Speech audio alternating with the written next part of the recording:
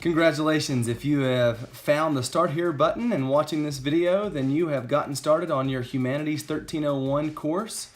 I am Jim Archer. I will be your instructor for this course, and I just wanted to walk through the kind of basics of the course and the syllabus with you and make sure you didn't have any questions and make sure I gave you some clear guidance on how to get started. So first of all, let's walk through the syllabus. Yes, this is Introduction to Humanities 1301. This is going to be a class that studies everything from art to music to literature to religion to myths to happiness to theater to cinema, all kinds of great things. And so they're all the things that really make us human, all the things that really separate us from your dog. I mean, you don't go in the backyard and your dog's playing the guitar or doing a quiet time or reading or having advanced discussions about the movie they watched. Now, if your dog does that, maybe you have a very special hound, but mine doesn't. My dog generally scratches himself and begs for food. And so we, as humans, we have higher ambitions in these things. And so we'll study all of those things that make us human here in the Introduction to Humanities course. So it's a pretty fun class. It's a class that's a little bit different for me. Let me tell you a little bit about my background. Again, my name is Jim Archer, and I have been at South Plains College now for 10 years. My first 8 years I taught just psychology and human development classes, and so I may have had some of you for those courses. Welcome back to class with me if that's you. If you're new to me, then I'm sure glad to meet you. Now, I guess about 2 years ago, I started teaching this course, and it's a little different than my psychology courses, and so I really enjoy getting to talk about some of these topics. I also enjoy all of the things that you're going to turn into me and all the work that you do and kind of hearing your thought process through a lot of these topics. So it's a pretty cool experience for me. I'm from a little small town, and I was allergic to manual labor there on the cotton farm, and so I found that academics was a great way for me to get off the cotton farm. I went and got a degree in psychology and a degree in English. I never knew if I would use that degree in English, and I found that one of the things that actually equips me for this class is my bachelor's degree in English. We talk about literature and some of the components of literature, and that really prepared me well for that chapter. So I'm really grateful for that. I did a master's degree then in counseling, and then got a license as a professional counselor. So I do that. I'm also currently working on my license as a realtor, so I'll be finishing that up. I'm actually going to classes while you're going to class. We're both in online classes this summer, and I know they're hard, and I appreciate the effort that you're putting into those. I'm a licensed minister as well, and so I enjoy doing that. I love to travel, and I've been all over. I've been to India and to Morocco and all kinds of great places. I've been to the birthplace of Hinduism and Buddhism. I have studied Islam quite a bit and know a lot about Christianity, and am a person of faith and enjoy hearing your perspective on that. So that's another thing that really interests me about this class. And then finally, the other thing that I think equips me to teach this class is my background in music. I'm a musician and traveled and played guitar and was a vocalist for years. And so I enjoy getting to talk about the music chapter. It's probably my favorite chapter, honestly. So if you're ever in Lubbock and hear a band called the Pushovers, come watch us. We're a little 90s cover band. We do things like Nirvana and Green Day and Pearl Jam and Matchbox 20 and things like that. So anyway, I still have an interest in all those things, and one of my hopes is that as we go through these chapters, whether it's art or music or literature, that you might rediscover maybe an interest that you have in those things and pursue that. So as far as finding me this summer, well, that's going to be a little difficult. We're online. So email me, okay? That's the best way to get in contact with me. Getting together is possible if it were some sort of emergency situation or something I could help you out with. Maybe you could come to a Friday orientation that I'm working this summer at South Plains, but I'm doing a lot of travel and am in online classes myself, and I'm not going to be in a physical office this summer, but I would like to hear from you. So please, if you've got any questions, please shoot me an email at my email that I provide for you on the syllabus.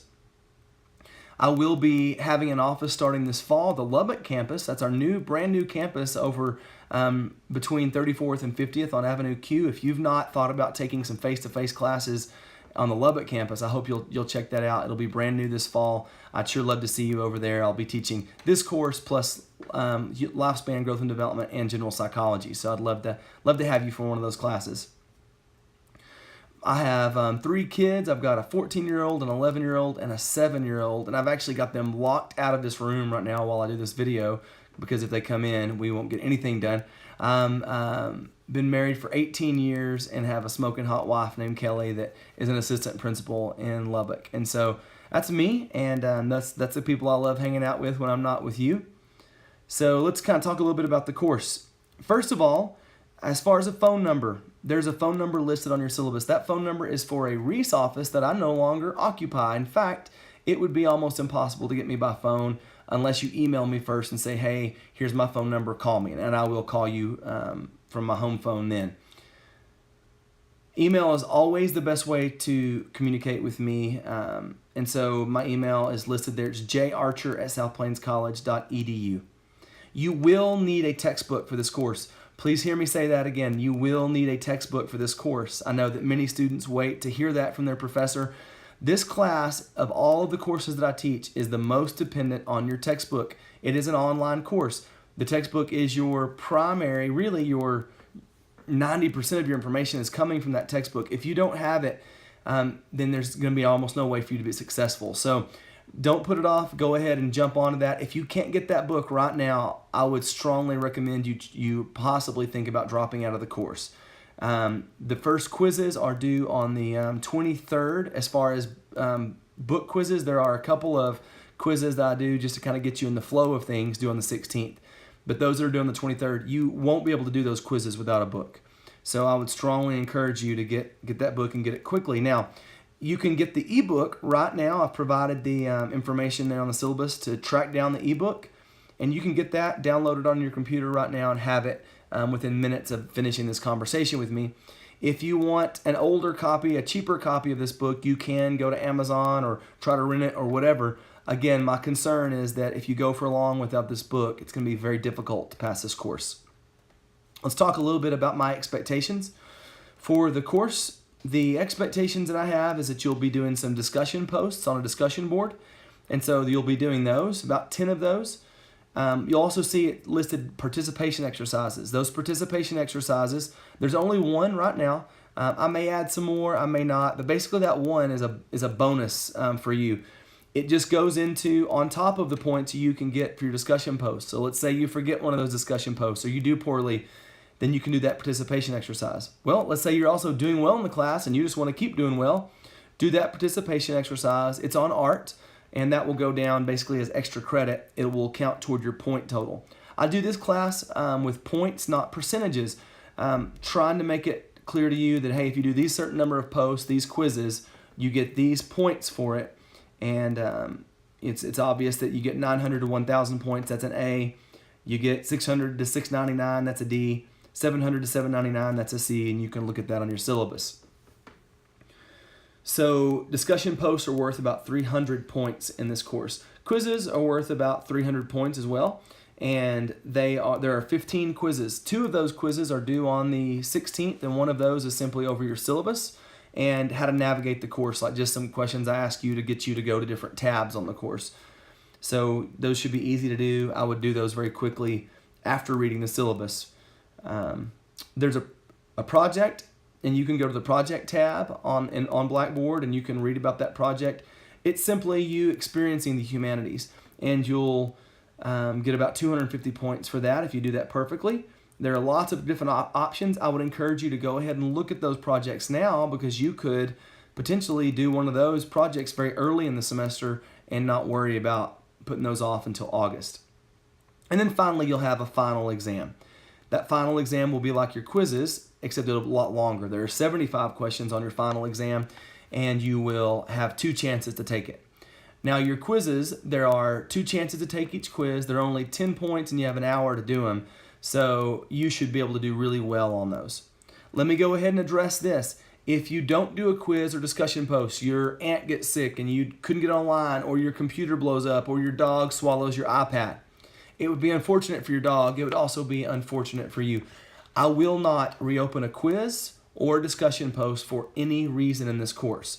That's one reason I put that optional participation exercise in there. If you missed just one thing, you could go on there, do that participation exercise, and get the points from that, and it would cover the thing you missed, okay?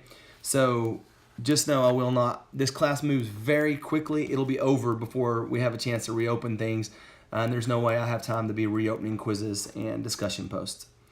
As far as an attendance policy, this is a virtual classroom.